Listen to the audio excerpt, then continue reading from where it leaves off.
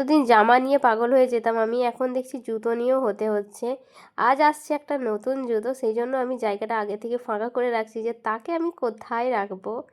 আমার ব্যাপারটা আমার একটু ভালো ছিল, জামা আমি দিয়ে দিই অনেককে, মানে ভালো জামা আনতে আসে আমার বাড়িতে, ফলে জামা দিয়ে দিই, আলনা খালি হয়ে যায়। আর জুতোগুলো আমি দিতে পারি না, বিশ্বাস করো। জামা ছোট হয়ে যায় কিন্তু জুতোগুলো আমার ছোট হয় না, তাই জুতোগুলো রেখে দিই। এই জায়গাটাতে আমি একটু ভালো জুতোগুলো রাখি।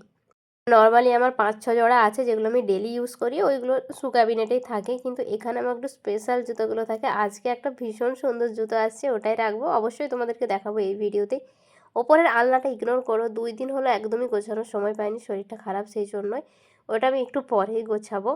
মোটামুটি গোছানোই আছে, ওপরের জিনিসগুলো একটু এলোমেলো হয়ে গেছে, ওইগুলোই গোছাবো।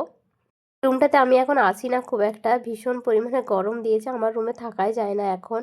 এরপর আমি বসেছিলাম ভিডিও বানাতে এই জুতোটার, এটাই আজকে এলো। এটার ভিডিও তোমরা দেখে নিয়েছো, যারা দেখোনি যাও গিয়ে দেখে এসো। ভীষণ সুন্দর, আমার পরা এখনও অবধি বেস্ট জুতো এটা, একদম দারুণ কোয়ালিটি, প্রিমিয়াম একটা ম্যাট ফিনিশের জুতো।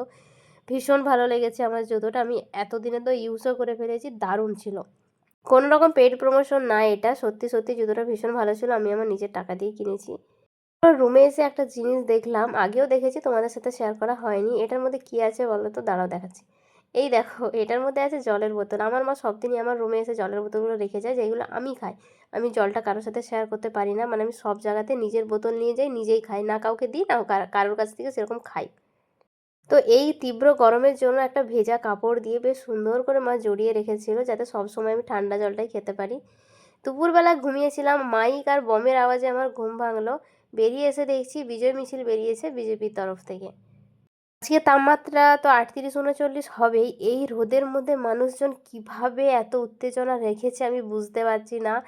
মানে এত রোদ, তার মধ্যে এত মানুষজন, এই দুপুরবেলা, এখন 2টো কি 2:30 বাজছে, 2টো হয়তো বাজবে, সেই টাইমে এখন ঘুরছে, পুলিশও আছে।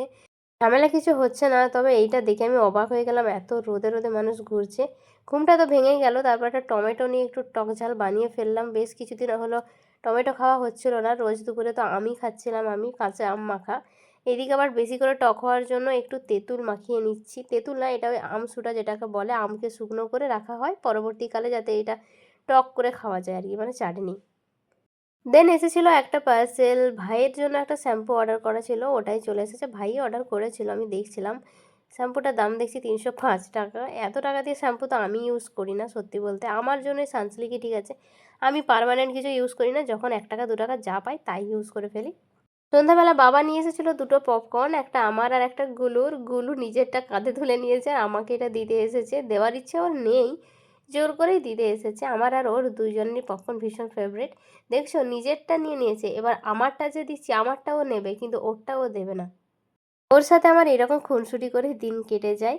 চলো তাহলে আজকের ব্লগটা কেমন লাগলো অবশ্যই জানিও, দেখা হচ্ছে পরের কোনো ব্লগে। আজকের মতো আসি, টাটা।